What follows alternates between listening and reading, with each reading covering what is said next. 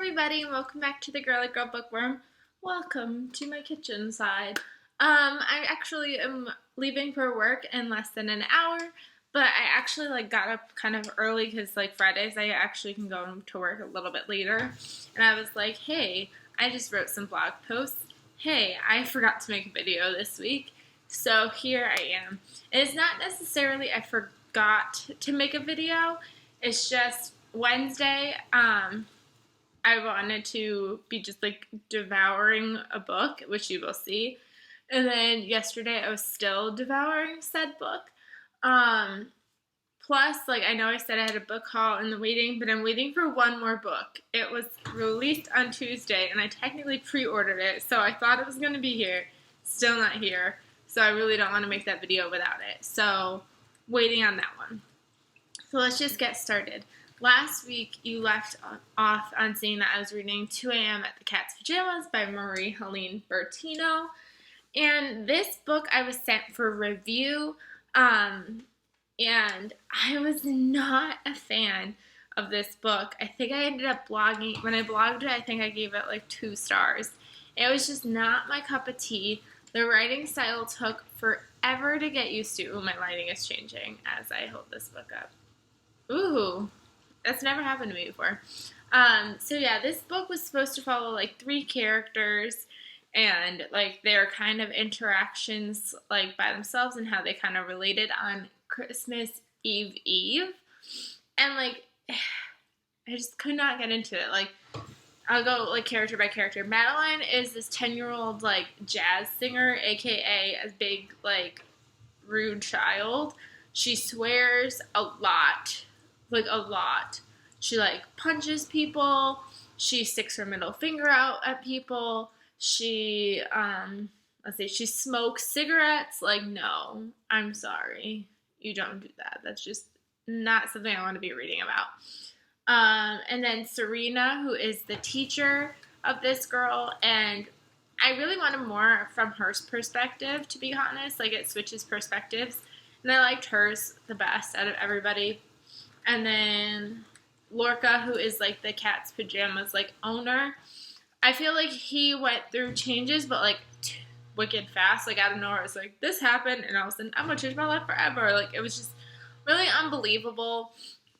And I did not like the writing style. The writing style was very weird to get used to. I don't know. I just did not care for this book at all. Probably more information and concise ideas in my blog, so I will leave the link to my blog down below. After that, I read Magnus Chase and the Gods of Asgard by Rick Riordan. I really enjoyed this book. I gave this book 4 stars, and I'm really, really excited to get to his next book. The reason I gave it 4 stars is because this involves Norse mythology, and I was totally lost. Should have done my research before, because with Percy Jackson series, seriously, Greek mythology, I know Greek mythology, we've all learned Greek mythology, but we don't all learn Norse mythology. And then I get to the end of the book, and there's this lovely thing called the glossary, which tells you about all the gods and who they are, and blah blah. I'm why didn't you put that in the beginning of the book? Because I don't look in the back of the book sometimes because I don't want to get spoiled. That would have been extremely helpful to have in the front of the book and not the back, because I would have never even thought to look in the back. So that was kind of frustrating. But I'm still really excited. It has everything that Rick Riordan usually offers: friendship, adventure, and just craziness. And I really enjoy this book, and I cannot wait for Patrick to read it, because he's actually just starting the 5th book of the Percy Jackson series today. I really want him to get to this one, so that way we can talk about it. So yes, 4 stars for this book. Basically, this is the month of ginormous books. You couldn't tell because Cat's Pajamas was tiny. But then I decided to pick up Lair of Dreams by Libba Bray. There was a book that was getting released on Tuesday that I was really excited for, and I knew that I didn't want to have almost every book on my TBR this month was huge. So I was I don't want to start one of my shorter ones, because then I won't I thought it was gonna conflict with days and whatnot. So I was I'm just gonna get this book over with. It took me 2 days to read this book. I read half on Saturday and half on Sunday. I gave this book 4 stars, I want to say. Now I'm getting confused. I think I gave it 4 stars. I'm just going to look it up really quick.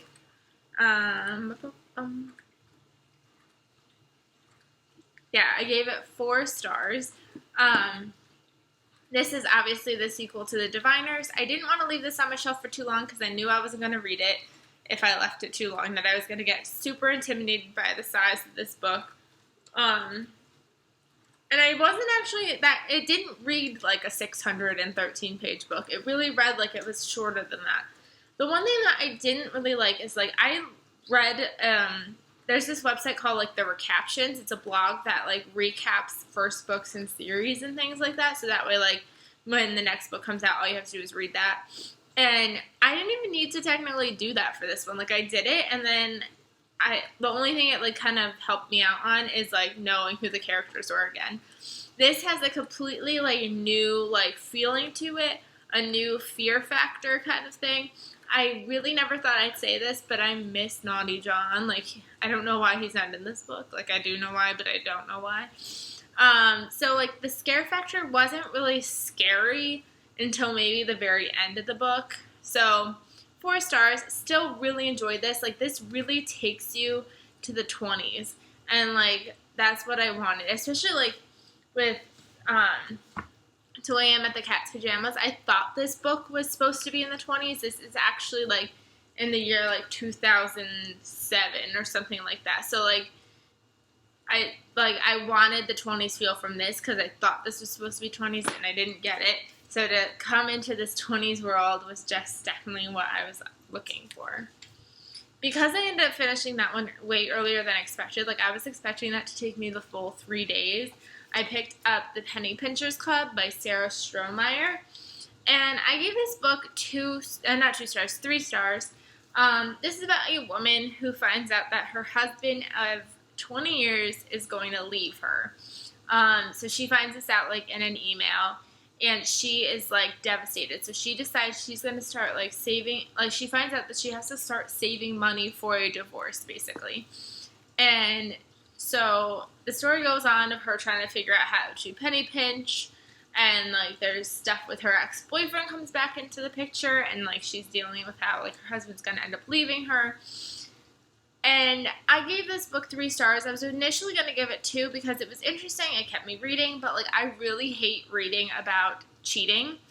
Especially, like, I'm 25. I'm in a relationship. And to know, like, after 20 years of marriage, your love life is still not safe is kind of really, really scary to me. Like, obviously, like, I'm not naive. And I know that any relationship, like, can break apart, but, like, one after 20 years, like, you think you're safe by then. You think you're safe. And I just hate reading about that because then that just gives you, like, not, like, doubts, like, in your own relationship, but it just, like, freaks you out for the future, I guess you could say. So, like, I don't like reading about stuff like that and cheating and things like that. I just don't like. I gave it 3 stars because it comes down to, like, the last 10 pages or 20 pages or whatever, and there's a twist. And then like, right at the very end, another twist, and it was like, what? So, like, because of those twists, it saved that extra star. To be honest, I feel like people would like this. Like, if cheating doesn't bother you or things like that don't bother you, then you're gonna like this book. For me, the 3 stars kind of reflects on my experience reading this. So, like, for me personally, I really don't like cheating. So, personally, this book is not going to be for me. So, I do recommend it. I think people would like it. It's just my personal reading thing. It just didn't work. The last book, I'm so excited. I wanted to haul it before I could show it to you, but I have to show it to you, is Winter by Marissa Meyer. The funny thing is, okay, this book is 800 pages, over 800 pages, like 820. Why does the Diviners look bigger than this? This, like, honestly, Winter has really thin pages, so I think that's it. I did pick mine up at Target. If you did not know, because I didn't know, I tried to get a price match to Amazon, and I didn't know. Target has a Target exclusive in there. They have this fun fan art in here. I mean, I could do without the fan art, but if you like fan art, go get yours at Target. This is obviously the fourth and final book in the Lunar Chronicle series. Took 2 days to read this because Wednesday was Veterans Day, so I was able to read for quite a bit of the day. I read like 500 pages, and then I finished it yesterday. So good. 5 stars. It's so funny, my relationship with this series. When I first read Cinder like 3 years ago, totally not for me. I did not like it. I gave it 3 stars. I could not get in the world. I didn't understand it. Did not like it. Picked up Scarlet on a whim, cheap book outlet. Loved it. Picked up Crest release day. Loved it. Pick up Winter release day. Love it. I even read Ferris because I got it for free, basically. And I enjoyed that too. And I'm so glad looking back on it that I read Ferris because it helped me understand Winter so much more. And usually I don't like novellas, but it's kind of nice to know those background relationship stories that this book kind of hits to, but obviously isn't going to retell you because of the fact that they expect you to have read Ferris. So I'm so glad that I did, and this book just has everything that all the other series had. The adventure, the like roller coaster of like, we're safe, no we're not, yes we are, no we're not, like so good. And I felt like the end really tied things together, and I just feel comforted. Like I feel like this is just a good series, and I feel like I wasn't disappointed in this book at all. So that was exciting. And then last night after I finished Winter, because I had like a little bit longer, I decided to pick up Near the Fog by Michelle Richmond. I'm only like 50 pages in, but so good so far. It really has sucked me in. It's about a woman who is like marrying this guy who has a daughter.